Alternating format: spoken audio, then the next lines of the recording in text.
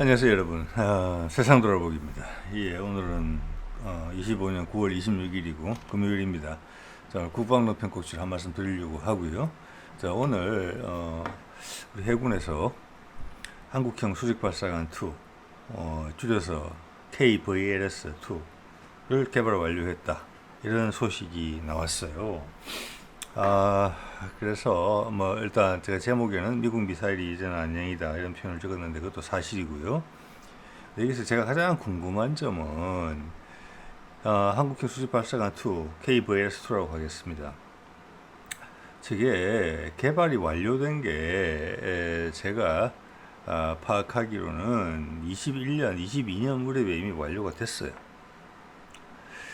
자, 하나 에어로스페이스죠. 언론에서 보도한 것처럼. 그러면 이제 그것을 장착할 배가 없었기 때문에 이때까지 그 완료 소식을 전하지 않았다, 이렇게 볼 수도 있거든요. 그러면은 이번 보도 내용처럼 이것이 어디에 들어갈 것이냐. 자, 국방뉴스에서는 정조대왕함부터 들어간다. 저는 그거는 일단 되게 타당하다고 봅니다. 그러면 정조대왕함이 진수할 때 뒷부분에 이미 수직발사관 2를 위한 자리가 있거나 또는 이미 장착이 돼 있었어요. 그때 이야기를 했었어요. 최근에 두 번째 이제 정조급의 두 번째 함인 정약용함이 이제 진수가 됐거든요. 자, 정조함이 출범할 때는 그 진수식에 윤석열도 참석했었죠. 자, 이번에는 이재명 정부로 넘어와서 정약용함이 출범을 했어요. 근데 이제서야 정조함부터 실릴 거라고 이제 발표를 한다는 거예요. 이미 오래전에 개발이 끝났고, 심지어는 정조대왕함, 정약용함의 뒷부분에 이미 KVLS2가 장착이 됐었을 텐데 불구하고 이 시간의 괴리가 뭘 의미하느냐, 상당히 복잡한 걸 시사한다고 봅니다. 그 사이에 있었던 가장 큰 일은 SM3, 중간 단계 유격탄 미국제죠. 그게 도입됐다는 거, 그거 조심스럽게 저는 해먹었다고 생각을 하거든요. 자, 그거하고 한국형 수직발사관 2의 등장은 서로 상충되는 거예요. 뭐 지금 당장은 아니지만 장기적으로 상충되는 거예요. 그리고 금년 총과 LSM의 지상형 개발이 완료됐고 이제 세계 대량 생산에 들어갔고, 해상형을 개발에 들어간다고 급전 초에 발표를 했어요. 네. 그러면 수년 안에 나올 겁니다, 그것도. 예. 자, 한국형 수직발사관 2는 그런 LSM의 해상형을 위한 거예요. 그 외에 여러 가지들 많은 고민이 들어간 거예요. 자, 이게 제가 이제 이 소식을 처음 접했을 때 제가 든 생각에 대해서 지금 뭐 대충 말씀을 드려봤고요. 자, 그런 기조로 이 사안에 대해서 좀 다각적으로 살펴보도록 하겠습니다. 예. 자, 그 전에 오늘 제가 어디 뉴스를 보다 보니까 지금 구미에서 구미인가요? 예, 구미 같은데, 예. 하여튼 그쪽에서 방산 전시회를 아마 시차원에서 한 것 같은데, 거기 출품된 사진 중에 하나가 이게 눈에 띄었습니다. 중거리 지대공 유도 무기용 다기능 레이더 M셈의 MFR이다. M셈이라 그러면 천궁이고, 자, 이때까지 봐왔던 천궁 1과 2의 레이더와는 다릅니다. 이제 이것은 천궁 3의 레이더라고 봐집니다. MFR이라는 것은 멀티 펑션 다기능 레이더라는 뜻이거든요. 그래서 이게 큰 의미는 없어요. 다기능이라는 게 탐지, 추적, 그리고 대공 미사일 발사했을 때 유도하는 거, 그게 멀티 펑션이거든요. 왜 멀티 펑션이 왜 다기능이냐, 그게 옛날에는 제가 말씀드린 탐지, 추적, 그 다음에 요격 미사일의 유도, 이게 각각 다른 별개의 레이더로 이루어졌기 때문에 그런 말이 붙은 거거든요. 그 여러 개의 레이더가 하던 일을 한 군데서 모아서 한다. 그래서 다기능 레이더, 멀티펑션 레이더, 이제는 기본이 됐죠. 자, 그래서 이 그림은 처음 아마 예전에 한번 등장한 것 같은데 이번에 좀 더 확인을 하게 됐고, 제가 최근에 천궁3를 다루면서 레이더 차량도 같이 가지 않느냐, 왜 발사 차량, 미사일 발사 차량 같이 가니까 그렇게 말씀드렸지만, 같은 사축이지만 트럭의 형태가 달라 보이고 레이더도 살짝 커진 것으로 보입니다. 그때도 말씀드렸지만 최소 500km 이상의 탐지 거리를 가진 것으로 보이거든요. 그래서 레이더 분명히 커졌어요. 이 그림대로라면 같은 사축 체계의 레이더지만 기존의 레이더보다는 레이더 면적이 훨씬 넓습니다. 또 그것 때문에 레이더의 위치가 차량의 가운데로 온 것 같거든요. 내 축의 딱 중간 지점에 무게 중심에 가까운 곳에. 자, 그런 말씀 드리고 이건 당연히 A사 레이더입니다. 예, 자, 그 정도 말씀을 드리고요. 자, 오늘 제가 주제와 관련된 내용은 이겁니다. 한국형 수직 발사 체계 2, KVS2가 하나 에어로스페이스 민간 주도로 개발 성공했다. 이런 사례가 별로 없었는데 민간이 주도했다. 그렇지만 보면은 한국 국방과학연구소에 기술 지원이 있었다 이런 내용이 나와요.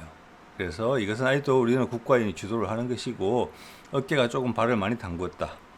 자, 요 사례가 나오기 전에 업계 주도로, 이게 이제 업계 주도 이런 표현을 쓰는 것 같은데 업계 주도로 시도됐던 것 중에 하나가 그겁니다. 타우루스의 국산형 개발, 그때 기술 이전 다 받았기 때문에.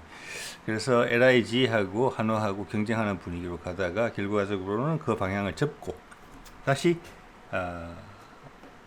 국가인이 주도하는 것으로 바뀌었죠. 그래서 제가 제 눈에 띈 것 중에는 첫 번째 사례입니다. 그렇지만 아직도 우리는 국가인이 주도하고 있다. 그것이 반드시 잘못된 게 아니다. 특히 미국 방산업체가 방만해져서 희한하게 것을 보면은 방산업계죠. 뭐 국가를 방을 한다는 방자가 있고, 그다음 산업이 중요한 산자가 있는데 미국은 방자를 이미 떼버렸습니다. 산자만 중요하죠. 예, 우리는 그 사이에 절충을 잘 해야 된다고 봅니다. 예.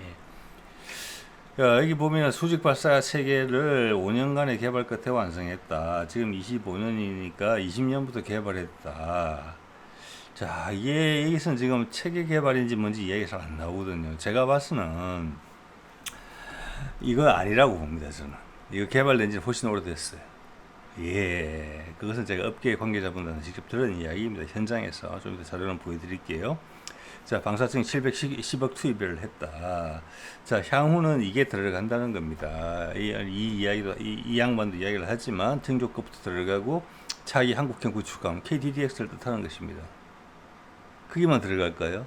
아니에요.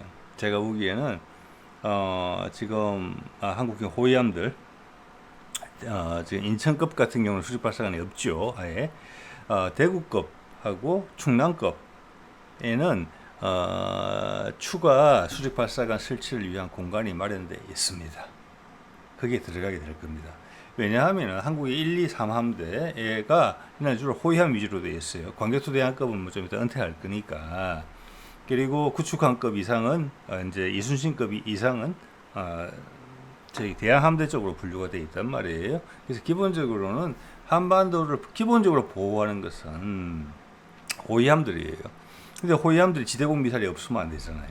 우리나라로 날라오는 최소한 탄도탄은 요격할 수 있어야 되고 비행기도 요격할 수 있어야 되거든요. 그러면 대공 미사일이 들어가 줘야 돼요. 그런데 기존에 대구급과 충남급에 들어가 있는 것은 KVLS-1 한국형 수직 발사관 1이에요. 물론 거기에도 LSM의 해상형이 들어갈 수 있겠지만 기본적으로는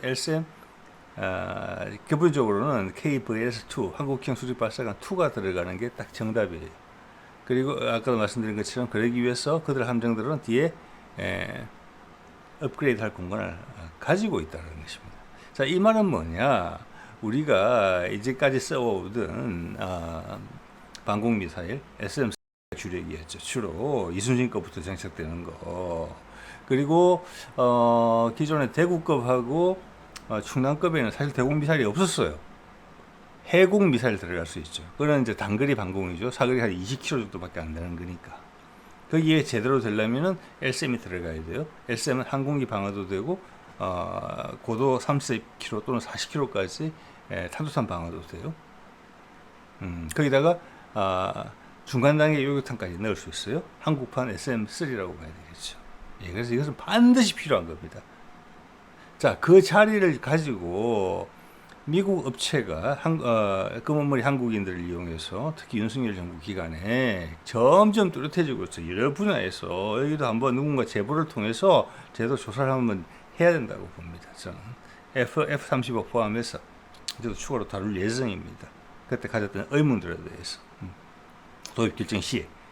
거기에 그런 대구함이나 대구급이나 충남급 이런 함정들 그리고 향후 우리 KDDX나 기존 정조급, 세종급 포함해서 SM 기회를 넣기 위한 많은 시도들이 있었다.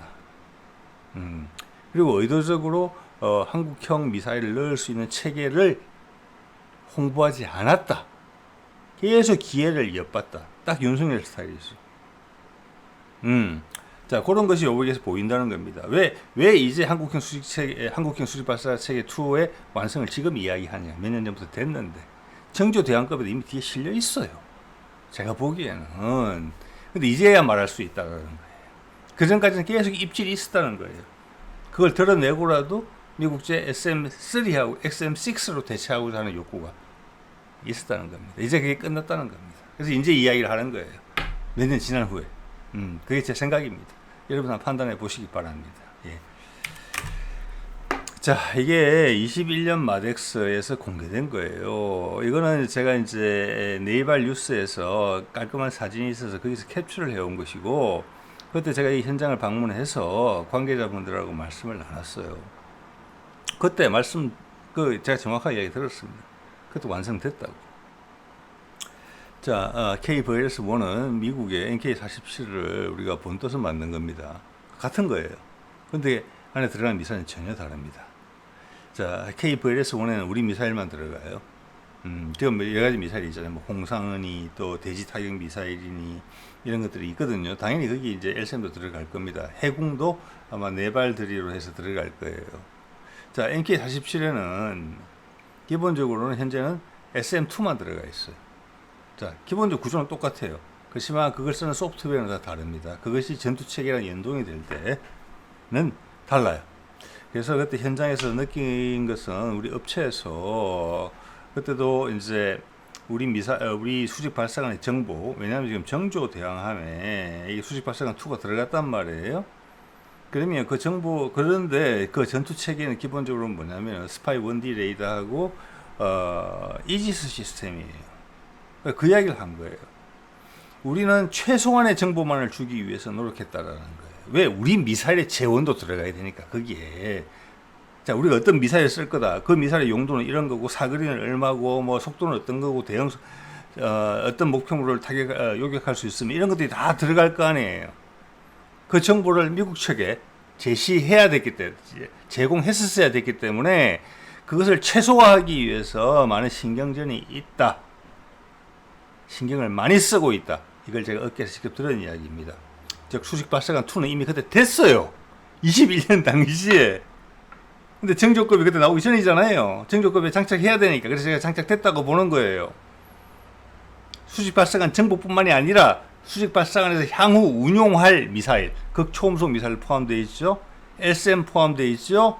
해상형, 그리고 몇 년 전에 공개됐던 램젯 기반의 초음속 대함 미사일도 포함되어 있을 수 있어요. 우리가 향후 계획하고 있는 공개되지 않은 많은 무기 체계가 기본적인 핵심 정보가 다 나가야 돼요. 그래서 그게 이지스 시스템이 등록이 돼야 되니까 또 조심하고 싶다는 이야기를 그때 했었단 말이에요.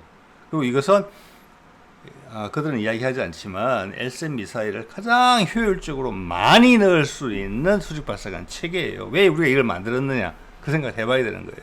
그걸 이런 보도에서는 이야기를 해주지 않잖아요. 자, 그렇기 때문에 제가 21년도에 이미 완성이 됐다라고 말씀을 드리는 거예요. 그런데 왜 지금 25년에 완성됐다고 이야기하느냐 이겁니다. 최소한 장착된 배가 없었다라고 이야기를 했으면은 정조 대왕함이 몇 년 전에 진수했을 때 그때라도 이야기해야죠. 그때 달고 나왔는데 그때 왜 이야기를 못했냐 이거죠. 그것은 군 내부에서 향후 LSM의 해상형의 장착 여부에 대해서 확신이 없었고 계속 찝적대는 세력들이 있었다는 겁니다. 전부 다 SM6를 넣거나 거기다가 SM3 따라와 들어와야 된다고. 결국 SM3는 좀 샀잖아요. 자, 금년에 정권이 바뀔 것 같은 분위기가 들어오니까 군에서 제대로 된 소리를 내기 시작했어요. 작년 말 정도부터. 그러면서 금년 초에 LSM의 해상형의 체계 개발이 들어갔다라고 발표를 한 거예요. 1년 전과는 전혀 SM3 우리가 40발 8천억치인가 살 때 결정할 때하고 천지 차이죠, 분위기가. 그래서 때늦게 이것의 완성 소식이 전해졌다고 보는 것입니다. 제가 예. 여러분 한번 설명해 보십시오. 제가 말씀드린 건 팩트예요. 그 이유에 대해서는 제 의견이었어요. 여러분의 의견은 여러분 생각해 보시기 바랍니다. 예. 자, 이게 정조급에 들어간 이게 사실로 들어갔을 거예요. 앞에는 MK41이 들어간 것 같아요. 왜냐면은 현재 우리 미사일이 없기 때문에 저기 SM6가 아마 들어갔을 거예요. SM6가 들어가고 뒤에는 한국형 수직발사관 1이 48셀이 들어갔을 거다. 왜? 우리 미사일 쏴야 되니까 홍상업 기타 등등. 그 다음 뒤에 크게 보이는 것이 KVLS2다.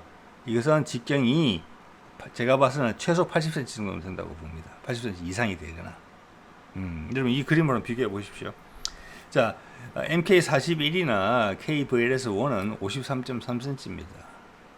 예, 그게 최대치예요. 물론 길이에 대한 최대치도 있습니다. 길이에 대한 최대치는 약 한 6.5m 정도 돼요. 그러니까 직경이 53cm, 길이가 6.5m 이상인 미사일은 못 들어가요. 그게 현재 SM3의 그 중간단계 요격탄이잖아요. 고도 500km에서 1000km. 자, 추진제를 아무리 개량을 하더라도 지금 한계에 부딪혀 있어요. 더 이상 사거리를 늘릴 수가 없어요. 늘릴 수 없는 것은 뭐냐? 그들이 가지고 있는 MK41 수직발사관, 이거 외에 다른 여러 가지 고민은 있었지만 차세대 수직발사관이 제대로 못 나오고 있거든요. 주말트가 망가지면서 거기에서는 조금 더 큰 수직발사관을 생각했더랬어요. 그러니까 현재 수직발사관에서 넣을 수 있는 최대치의 사거리를 뽑은 거예요. 더 이상의 사거리가 SM3가 나오려면은 거기에 수직발사관이 커져야 돼요. 그런데 결론을 못 내리고 우왕좌왕하다가 그대로 가고 있잖아요. 거기에서 우리 한국형 수직발사관 딱 보십시오. 크기가 얼마나 큰지. 길이는 최소한 2m 이상이 더 길어요. 직경은 최대 30cm까지 더 넓을 수 있어요. 더 두꺼울 수 있어요. 여기는 어마어마한 사거리를 가진 미사일이 나올 수 있다는 겁니다. 한 발이만 들어간다면. 그리고 지금 SM에 대한 대충의 스펙이 나와 있어요. 크기에 대한 것은. 그리고 SM의 기본형이 보면은 기존의 천궁 미사일 발사관을 공유를 해요. 자, 천궁 미사일보다는 크지만 발사관 두께의 한계치보다는 작다는 거예요. 그래서 이게 80cm 정도만 직경이 된다면 KVLS2가 여기에 우리 해군 발사관이 지금 4발씩 들어가거든요. 예, 그 10몇 cm인가 그럴 거예요, 직경이. 그래서 여기도 SM 해상형이 4발씩 들어간다. 예. 그리고 중간 단계 요격탄은 사거리가 길어야 되잖아요. 부스트가 두꺼워져야 돼요. 3단으로 된 미사일 제가 소개해드린 바가 있습니다. 얼마 전에. 그곳은 한 발씩 들어갈 가능성이 크고, 최근에 발사 장면이 공개된 극초음속 순항 미사일, 한국판 지르콘도 여기 한 발 정도 들어간다고 봅니다.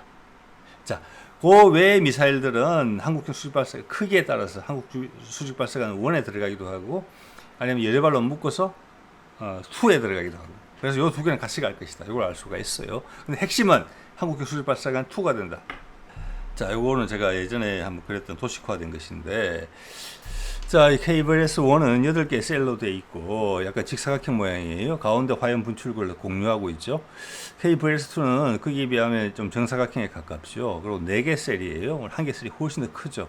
화염 분출구가 가로로 되어 있어요. 자, 이게 가운데 제가 파란색 동그라미는 뭐냐면은 제가 이제 LSM의 직경을 35에서 한 40cm 정도로 생각하고 있는데, KVLS1 같은 경우는 직경이 53.3cm니까 빈 공간이 많이 생겨요. 예, 저 공간을 버리는 거예요. 그런데 반면 KVLS2 같은 경우는 단면적이 비슷함에도 불구하고 직경이 80cm가 넘기 때문에 한 셀에다가 공간을 죽이는 공간 없이 4발씩 딱 쟁여 넣을 수 있어요.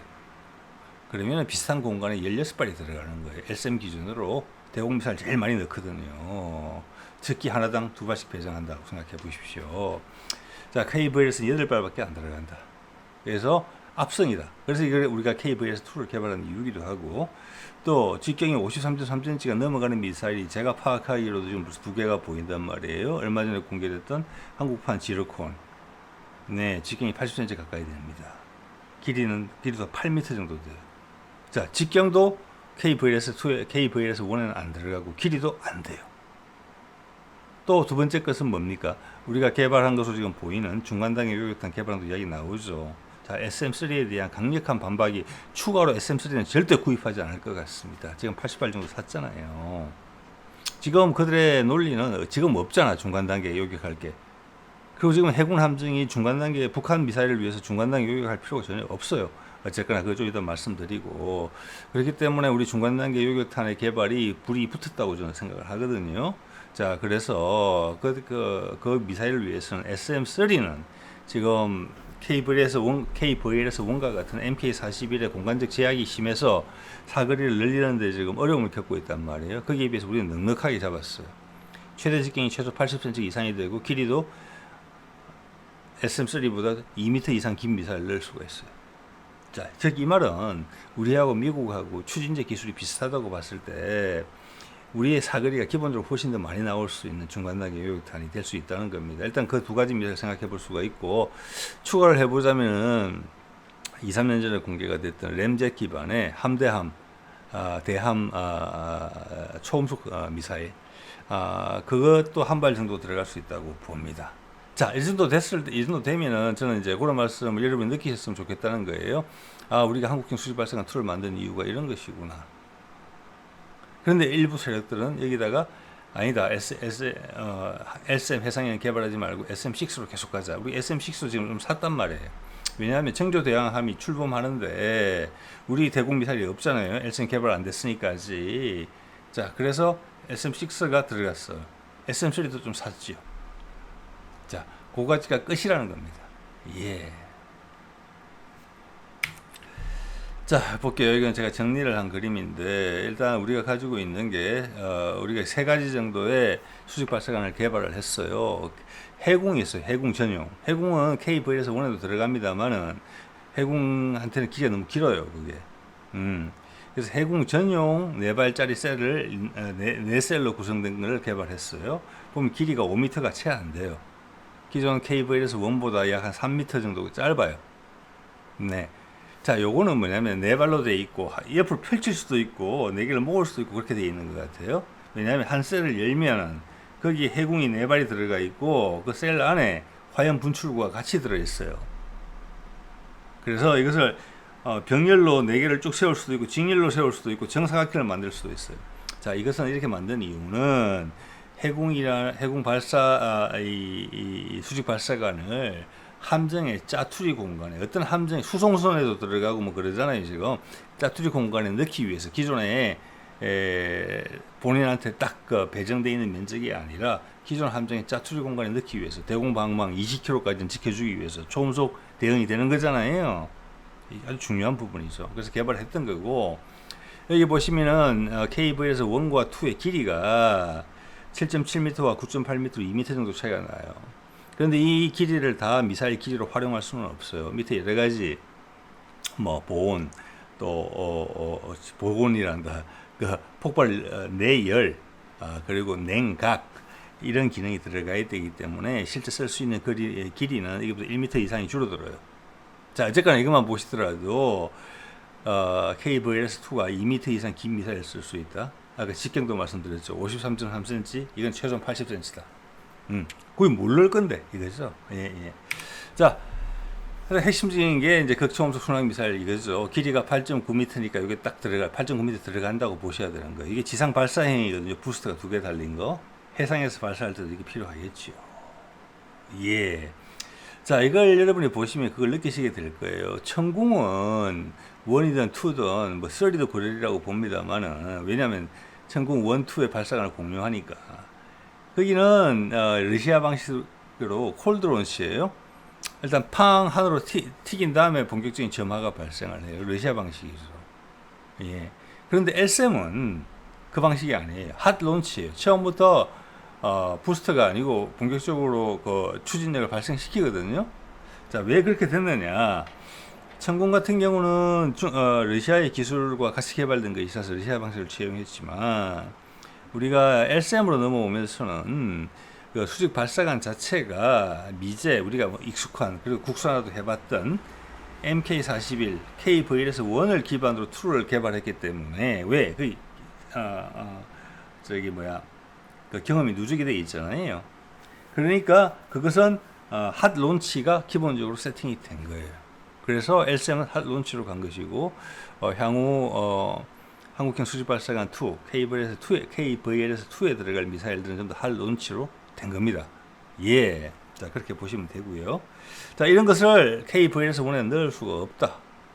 예. 그래서 KVLS2를 개발했다. 그럼 그 직경과 길이는 어떻게 고민할 것이냐. LSM 같은 경우는 길이는 고민할 필요는 없어요. 기본형은. 굵기를 잘 해서 4발씩 딱 들어가면 딱 좋겠다. 많은 고민이 들어갔던 겁니다. 예. 근데 그것을, 그런 노력들을, 연구 개발진들의 노력들을 다 무색하게, 미국 미제 미사일을 밀어넣으려는 시도가 분명히 있었다라고 저는 생각을 한다는 것입니다. 예. 자, 이게 이제, 한국 KVLS1, 즉 MK41에 들어가 있는 SM6하고 SM3를 보여주는 겁니다. SM6하고 SM3는 거의 체적이 같아요. 보시면 아시겠지만 이미 SM6 같은 경우도 사거리가 300km 정도 나오는단 말이에요. 우리가 이제 LSM 항공기 대항공기 타는 동등 이상의 아마 사거리를 확보하려고 할 겁니다. 이미 MK41, 즉 KVLS1에 꽉 차 있어요. 더 이상 이게 키울 수가 없어요. 예, 그래서 이가 지금 SM6가 SM3도 그렇고 6.5m 정도 나오거든요. 길이가. 그게 최대치라는 겁니다. 자, 제가 빨간색으로 표시를 한 부분은 정확하지는 않겠지만 대충 감안을 했을 때 한국형 수직발사관 2의 크기는 이 정도 될 것이다. 굵기는 이만큼 늘어나고 길이는 이만큼 높아진다. 자, 훨씬 큰 미사일이 들어간다. 한 발 넣는 경우에는 이 말씀을 드리는 것이고요. 자, SM3 6.5m죠. 직경 53cm죠. 맞죠? 53.3cm니까 아까 7.2m였지만 밑에 이제 내열 성능 또 냉각은 아마 이게 물로도 하는 것 같아요. 순행식 비슷하게. 거기다가 무게도 1.5톤, SM6C도 저 정도 되는 것 같아요. 1.5톤. 그런데 우리 극초음속 미사일만 하더라도 길이가 일단 8.7m에 직경이 한 80cm 가까이 되고 무게 2.4톤이에요. 자, 2.4톤의 미사일이 나갈 때 나오는 화염과 1.5톤짜리 미사일이 나갈 때 화염이 같겠습니까? 다르겠습니까? 천지 차이겠죠. 그래서 이게 기술력이라는 겁니다. 이러면서도 내부에서 미사일이 빠져나가지 못하고 걸려있고 그 상태에서 화염이 계속 발생한다고 했을 때도 그걸 견뎌낼 수 있어야 되거든요. 자, 그런 데서 이제 의미를 찾을 수가 있겠고요. 이게 이제 우리 보도에도 그렇게 이야기를 하고 있죠. 고온, 고압, 화염 처리 능력을 확보했다. 이것은 굉장히 기본이겠죠. 왜냐하면은 고온, 고압, 특히 고온, 고압은 사실 연결되는 부분이고 결국은 고온이 되는 거잖아요. 그죠? 그렇게 되면 이게 유폭이 될 가능성도 있거든요. 온도가 계속 올라가면 옆에 발사하지 않을 미사일도 점화가 될 수가 있어요. 그죠? 또한 적의 타격을 받았을 때 미사일들이 유폭이 돼서는 안 돼요. 그래서 이 수직 발사관 자체가 되게 공간 효율적이긴 하지만 동시에 여러 발을 발사하기 좋은 스타일이잖아요. 여러모로 되게 튼튼하고 야물게 만들어낸다는 부분이 있죠. 그리고 이런 암시를 했죠. 한 셀에서 다양한 미사일을 운용 가능하다. 이건 당연하죠. 당연한 건데 여기서 이제 제가 해석하는 의미는 이게 왜 그 말을 안 하는지 모르겠어요. LSM 해상형 개발한다고 다 이야기 돼 있잖아요. 공개적으로. 그게 여기서 발사될 거다라고. 그리고 중간 단계 요격탄도 들어갈 거다라고 미사일을 거명하지 않으면서 이야기를 해요. 그러니까 이게 애매한 거예요. 왜냐하면 아직도 SM6에 대한 여운이 있다는 것이고 SM3에 대한 희망도 살아있다는 거예요. 그러니까 말을 어중간하게 하는 거예요. 왜 SM 해상형 개발된다고 이야기하고 있잖아요. 그럼 당연히 국산 방공 미사일이 들어갈 거다 이렇게 이야기하면 되는 거잖아요. 그런데 그냥 다양한 미사일 운용 가능 이렇게 버리는 거예요. 아직 여지가 있다는 거죠. 자, 그 밑에 보면 정조 대항함 우선 탑재, 차기 구축함 확대 적용 예정. 우선 탑재했는데 정조 대항함이 진수되고 지금 취역이 된 지가 몇 년 된 지금 1년 넘었잖아요. 그지요? 그러면은 거기에 아직 개발에 빈 공간을 놔두고 다녔겠습니까? 미사일도 없이 수직 발사관도 없이 KVLS2 장착돼 나온 거예요. 그래서 제가 이 말씀 드리는 거예요. 왜 이걸 지금 이야기하냐? 그때 이야기했었어야지. KVLS2 완성됐다고 여지가 있었다. 그것까지 드러내고 MK41로 바꾸치기 할 수 있는 여지도 있었다라는 이야기밖에 안 돼요. 이렇게 이야기하는 것은. SM6 다 넣고 SM3 다 넣겠다. 한국 전 함정을 미국 미사일로 다 바꾸겠다. 향후 우리 근함 계획은 쫙 나와 있는데, 이거 아마 주로 LIG하고, LIG가 많이 관여하죠. 방공미사일. 아마 속에서 불나가지고 화병 생긴 분들도 많지 않을까. 이렇게 감히 생각을 해봅니다. 저는. 이제 그 팔이 넘어갔다는 거예요, 이제. 그래서 그거 조사를 해야 된다는 겁니다. 분명히 부정비리 있어요, 이거. 예. 자, 이거 얼마 전에 공개한 거죠. 시험은 작년에 하고, 원래는 한 23년 정도 하기로 돼 있었는데, 하고, 공개는 금년에 했어요. 그 이유에 대해서는 앞서 말씀드린 바가 있습니다. 자, 러시아의 지르콘도 일단 함에 탑재하는 게 우선이죠. 우리도 그렇게 할 겁니다. 자, 이거는 한국형 수직발사관 1에는 못 들어가요. 한국형 수직발사관 2에 들어가야 돼요. 이것도 공개된 사실이잖아요. 왜 이런 결부를 안 시켜줘요? 자, 우리는 심지어 이것을 하이코어, 이것을 KF-21에서도 발사할 고민을 하고 있는 거죠. 개발을 열심히 하고 있죠. 지난번에 말씀드렸죠. 아마 내부 무장창에 넣을 것 같다고. 자, 이런 상황 때문에 윤석열 정부 3년 기간 동안 되게 찝찝한 일이 많이 발생한 거예요. 그래서 제가 이런 말씀 드렸잖아요. 정조만 만들다가 짜증이 나서 마개조 해버렸다. 예. 일단 여기 들어간 레이더 자체의 탐지 거리가 패사 방식이기 때문에, 이제는 여러분 동의하실 거예요. 저도 이제 어느 확신을 가지고 있습니다. 왜 간접적인 여러 가지 정보들이 나오고 있거든요. 패사 방식이나 A사 방식에 대비해서 탐지 거리가 2분의 1밖에 안 된다. 그리고 동시 대응 능력이 훨씬 떨어진다. 예, 이거 확인된 거거든요. 자, 정조를 우리가 진수시키는 동안, 배치하는 동안 우리는 이미 일체화된 A사 방식의 S밴드 레이더를 충남급에 넣기 시작했고, 지금 한국형 구축함 첫 번째 KDDX에 들어갈 레이더 체계도 개발이 완료되어 있는 상태란 말이에요. 그런데 우리는 과거의 기술로 돈 더 많이 주고 외제 거를 사서 넣는단 말이에요. 예, 1조 몇천이나 주고 백값 한 척에. 자, 그래서 이게 아마 세종 사진도 이럴 겁니다. 여기서 이제 여러분이 눈여겨보실 거는 앞부분에 있어서 수직 발사관이에요. 저게 MK41이고 우리로 취하면 KVLS1입니다. 그런데 세종도 딱 납작해요. 배가 크기 때문에 7m 정도면 딱 들어간다는 거예요, 저 안에. 위에가 판판하다는 거예요. 우리 이순신 항 구축함만 돼도 저게 올라오거든요. 예, 작으니까. 그런데 정조급에 딱 와서는 그 멀쩡하게 평평하게 잘 붙어 있던 것을 수직 발사관도 같은 걸 넣으면서 단을 한 2, 3m 올렸어요. 앞에 한 포를 보시면 한 포의 높이 대충 데이터 나오거든요. 찾으면은 그 2, 3m 돼요. 한 포의 높이가. 2, 3m 단을 올렸어요. 그 뒤에 공간을 넉넉하게 잡아놨어요. CIWS 있는 공간, 저기. 이건 뭐냐, 그러면? 왜 이랬느냐? 뭐 업그레이드용이라고 보는 거예요. 향후 이야기에도 한국형 수직발사관 2, KVLS2를 넣겠다는 거예요. 그래서 개조하기 쉽게 단을 올려놨다. 왜? 그게 길이가 2m 이상 길이 높으니까. 그렇게밖에 해석이 안 되는 거예요. 자, 그러면은 저 레이더도 국산 레이더로 넣으면 돼요. 통합 마스터는 구인이 안 되겠지만 배 자체가 워낙 크니까 될 수 있다고 봅니다. 그러다 보면 세종급도 시간이 도래하면은 세종급부터 바뀌겠죠. 근데 단을 올리겠죠. 예, 그래서 그 말씀을 드렸던 거예요. 자, SM3 건을 제가 이제 마지막으로 여러분한테 소개를 드렸던 부분 제일 밑에 있는 내용 같아요. 작년 2월 달에 이지스함 탑재 SM3 도입 사업 조건부 타당 결론. 요거를 되게 눈치 보면서 이렇게 했거든요. 근데 지금 SM3를 도입하는 목적을 뭐라고 이야기하고 있습니까? 이게 복잡한 문제가 있어요. 중간 단계 여기거든요.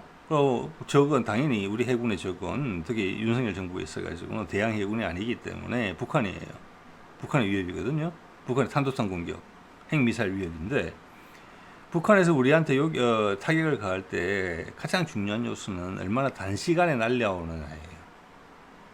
예, 우리한테 요격할 수 있는 시간을 안 주기 위해서. 그럼 우리는 육지로 연결되어 있잖아요. 바다에서 어떻게 하겠다는 겁니까? 그리고 고도가 2, 300km, 100km 정도면 충분해. 최대 200km, 고도 200km 정도면 돼. 그보다 고도가 더 올라가면은 ICBM 우리한테 사용하기가 끌끄러운 이유가 ICBM을 하면은 출력이 너무 세서 엄청나게 높이 올라갔다 떨어져야 돼요. 도착 시간이 길어지고 포착이 돼요. 요격 당할 수 있는 가능성이 높아져요. 그래서 우리한테 쏠 수 있는 것은 사거리 뭐 300km, 400km짜리 최대 고도 100, 200 정도 나오는 거, 2, 3분이면 날라오는 거, 그거 요격하는데, 여기, 그거 쏘는 딱이에요. 왜? 비행시간이 제일 짧으니까. 고도도 낮아서 우리한테 잘 눈에 띄지도 않아. 늦게 눈에 띄어요. 그런데 해군이 SM-3를 가지고 그것을 요격한다? 중간 단계에서 고도 500에서 1000km까지를? 뻥이죠, 그거는. 거짓말이죠. 국민들 속인 거죠. 그러면 왜 그걸 굳이 사라고 하냐? 물론 레이시온이 팔아먹으려고 그럴 수도 있고, 두 번째는 옛날부터 걱정해오던 미국의 미사일 디펜스 MD 체제에 편입된다 이런 의혹을 받는 거예요. 왜? 우리 구축함에 있는 SM-3가 제대로 작동을 하려면은 북한이 미국으로 미사일을 쏴야 돼요. 그럼 동해를 통해서 올라갈 거잖아요. 그다음 그럼 발사된 지 얼마 안 됐을 때 충분히 SM-3로 요격이 가능한 분위기가 나와요. 미국으로 가는 미사일 초기에 요격해주는 역할을 해줄 수가 있어요. 미군 대신에. 그게 MD예요. 그런 의혹을 받는 거죠. 그래서 우리 미국 MD 안 들어간다고 분명히 이야기했거든요. 지금 바뀌어진 환경에서는 더더욱 아니에요. 근데 결국은 어떻게 해서 조건부 타당 이렇게 물고 늘어지다가 한 4월, 2월에 그런 이야기 나오다 4월에 결국 산다고 발표 났어요. SM-3 40발 정도 구매한다고 8조 8천억 정도 들여서. 근데 이걸 이제 명분상으로 보면은 우리 해군도 중간 단계 요격 미사일이 있어야 되는 거 아니냐. 지금 대양 해군의 입장에서 보면 맞아요, 그게. 자, 남북 소통이 되면 북한에서 날라오는 미사일 걱정하는 게 아니고 궁극적으로는 중국에서 날라오는 미사일 걱정해야 되니까 중간 단계 요격 미사일이 필요해요. 그래서 우리 개발하는 겁니다. 자, 그렇게 명분을 보자면은 이 미사일들은 살아남을 가능성이 있다. 그래서 우리가 지금 LSM의 중간 단계 요격탄 개발에 박차를 가하고 있다. 이미 시험 발사했어요. 더 이상 안 사기 위해서. 자, 그런 게 지금 KBLS2의 공식 인정 이런 것과 맞물려 있다. 지금 도입한 건 어쩔 수 없다. 우리가 거기에 대응하는 우리 무기체계가 없었기 때문에 이유가 뭐든지 간에. 하지만 그것이 끝이다. 이야기를 지금 하고 있다고 봅니다. 예. 자, 이 그림은 과거에 정조함하고 충남급의 일반함, 충남함이 동시에 거의 같이 건조가 됐기 때문에 이런 사진이 잡혔습니다. 울산 현대중공업에서. 자, 여기 보시면은 제가 두 동그라미를 쳐놨지만은 충남급 같은 경우 여러분 생각을 해보세요. S밴드 A사 레이더가 들어갔어요. 저기 들어가는 레이더가 폐사 방식에 정조급에 들어가는 레이더보다 성능이 나을 수가 있어요. 제가 그 이야기를 계속 드리잖아요. 동시 대응 능력도 더 나을 수가 있어요. 그 체계가 뭐가 들어가는지 모르겠지만 저희 전투 체계가 어느 정도까지 업그레이드가 되게 들어가는지 모르겠지만 함의 특성에 맞춰서 들어갔을 텐데 기본 성능 정도만 보더라도 기본적으로 A사 방식하고 폐사 방식은 탐지 거리가 2배 그리고 동시 대응 능력은 제가 봐서는 한 4배 정도 좋아지는 것 같거든요. 서너 배 이상. 그래서 레이더는 좀 작을지언정 크게 작지도 않아요. 예. 저것도 내가 LSM의 레이더를 기반으로 만들어진 거거든요. 충남급에 들어가는 게. 그래서 레이더가 더 좋다. 그럴 가능성이 아주 높다라고 제가 말씀을 드리는 게 탐지 거리와 동시 대응 능력에서. 그런데 충남급에 대공 미사일이 해공밖에 없다? 사거리 20km밖에 안 되는 거? 말이 안 되잖아요. 그래서 일부 세력들은 저 여유분의 공간에 넣으면은 KVLS1이나 MK41을 더 넣으라고 계속 종용을 하거나 압박을 가했을 가능성이 커요. SM3 넣으라고. 이번에 이제 오늘 그 방송 보도를 통해서 그것이 결정됐다고 봅니다. 저기는 KVLS2가 2세트 8셀이 들어가는 자리입니다. 딱 8셀이 들어가게 되면은 LSM 기준으로 48, 32 32발이 들어갑니다. 자, 그 정도에 맞는 전투 체계와 동시 대응 능력이 부여됐을 거예요. 충남함에는. 예. 자, 그리고 밑에 정주함도 저기 많은 공간이 보이죠? 거의 앞에 지금 MK41과 KVLS1이 있는 공간을 곱하기 2개 정도 할 수 있는 공간이에요. 다 합치면은 한 개, 저 세트가 하나 더 넣을 수 있을 정도예요. 그리고 단을 아까 2, 3m 이미 높여놨잖아요. 저는 제가 보기에는 저기는 전체가 다 앞부분은 KVLS2로 바뀔 수가 있다. 저 뒤에 보이면 지금 KVLS1이 지금 16셀이 보이거든요. KVLS2는 지금 장착이 안 돼 있는 상태로 그림에 나와 있어요. 자, KVLS1은 16셀이면 충분하다. 뭐 주로 홍상이나 뭐 이런 유가 주로 들어갈 것 같아. 대잠 무기가 주로 들어갈 것 같단 말이에요. 해군은 그 전용 VLS 군용도 짱 박으면 아주 많이 넣을 수 있습니다. 기존에 저런 소중한 공간 낭비하는 거 없이. 자, 이게 향후의 방향이다. 자, 충남함 그렇고 대구급도 그렇게 개량될 것이다라는 게 제 의견입니다. 대충 크기를 감안해서 앞서 이렇게 보신 그 그림 크기를 감안해서 제가 그려 넣은 겁니다. 대구급 8셀 충분히 들어간다고 봅니다. 수직 발사관 2 단을 한 2m 정도 높여야 될 거라고 봐요. 예. 자, 여기다가 지금 대구급의 레이더 같은 경우도 지금 면 배열로 해가지고 선 배열 레이더로 해서 지금 회전형인데 거기도 A사로 지금 교체되고 있어요. 기존 것도 몇백 킬로 봐요. 자, 사면 고정형이 되면 여러분 좋은 게 뭡니까? 레이더가 깜빡거리는 게 없어요. 깜빡거리는 게. 돌고 돌 때마다 깜빡깜빡 새로 잡아야 되거든요. 목표를. 그래서 지금같이 초음속 대함 미사일 그리고 RCS 레이더 반사 면적이 낮은 스텔스형 미사일들이 많은 상태에서는 고정형으로 가는 게 맞아요. 네. 자, 대구급 같은 경우도 향후 그것은 이제 고민을 많이 하겠지만 일단 A사 레이더로 개선된 것만 해도 일단 탐지 능력이 훨씬 좋아진다. 대응 능력도 좋아지고 여기서 본격적으로 통합 마스터로 갈 게 아니라면은 향후 전장에서는 충남급하고 또는 그 이후에 지금 FX4가 준비되고 있잖아요. 거기랑 연근해에서는 같이 작업을 한다. 작전을. 레이더는 그들 신형 함정으로 신설을 진다. 이 대구급은 내 스스로를 지킬 정도의 방공 능력이 대응 능력만 가지면 되겠다. 대신에 미사일은 그런 네트워크 전장을 통해서 나보다 더 나은 레이더를 가진 충남급이나 그 후속 함정의 레이더를 활용해서 대응한다. 중간 단계 요격까지 포함이다. 그래서 그런 역할이 배분될 수도 있다. 경찰관들이 2명씩 다니는 것처럼 여기도 그런 식의 형태가 발생할 수도 있겠다. 이런 생각이 지금 드는 거예요. 예. 자, 오늘은 수직 발사관 2 개발 성공 소식을 전하면서 그 의미에 대해서 말씀을 드리는 거고, 우리가 대항 해군으로 가기 위한 함대 방공 미사일의 어떤 자주권을 확보한 그런 계기가 발표됐다고 보는 거고요. 이게 이제 집적되어 왔던 미국의 레이시온이나 국내에 있었던 검은머리 외국인들의 추파, 장난질, SM3와 SM6를 팔아먹겠다고 했던 그런 부분들이 무산됐다 이제는. 그리고 발사 시기를 개발 완료 시기를 KVLS2 말입니다. 수년 늦게 발표한 거, 정규 때도 발표 못했던 그 이유가 그런 식으로밖에는 설명이 안 된다. 예. 그러면 또한 영근해에 있는 1함대, 2함대, 3함대 대구급 이후의 세력들, 대구급이 9척인가? 뭐 8척인가 9척인가 그렇죠? 그 다음 충남급 6척, 그 다음 FFX4도 6척 정도 될 거예요. 그러면 이게 20척이 넘어요. 거기가 들어갈 수 있는 미사일을 한번 생각해 보십시오. 즉 LSM 해상포대가 호위함급만 하더라도 20개 포대 정도가 생긴다고 보시면 돼요. 육상에는 4개 포대만 계획이 돼 있거든요.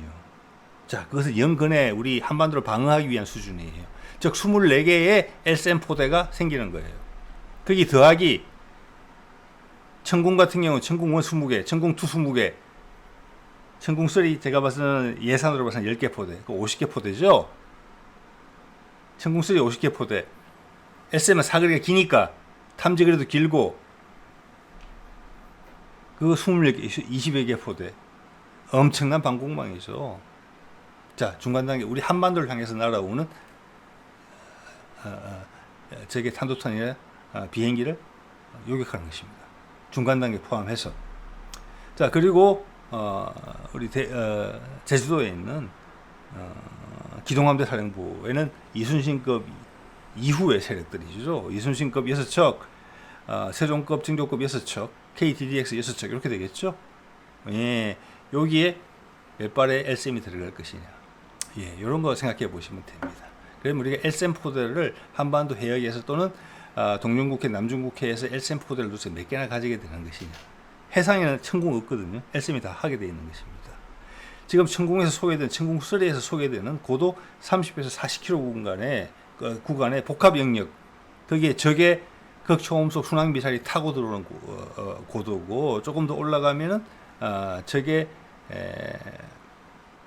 활공형 극초음속에 들어오는 구간입니다. 그게 SM 천궁3에서는 고도 30에서 40이 커버가 된다는 거잖아요. 이때까지는 취약 공간이었는데, 즉 지속 혼류를 막을 수 있는, 중국이 가지고 있잖아요, 그거를.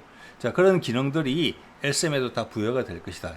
다시 한번 말씀드립니다만, LSM은 대탄도탄 요격용이 있고 대항공기 요격탄이 있습니다. 거기에 천궁의 기술들이 될 거예요. 즉 수직 공간상에 빠지는 부분이 없을 거예요. 한 40km까지는 LSM 대공형이 막을 수 있어요. LSM 대공형도 대탄도탄 대응 능력이 있거든요. 대항공기용도. 자, 40km 이상은 LSM 탄도탄용. 그게 한 70km, 100km, 사드까지 다 커버하겠죠. 그 다음 좀 더 큰 미사일, 500km 이상의, 고도 500km 이상의 중간단계 요격 미사일. 이렇게 이제 진영이 구축될 것으로 보인다는 겁니다. 자, 오늘 이 정도 말씀을 드리도록 하겠습니다. 네.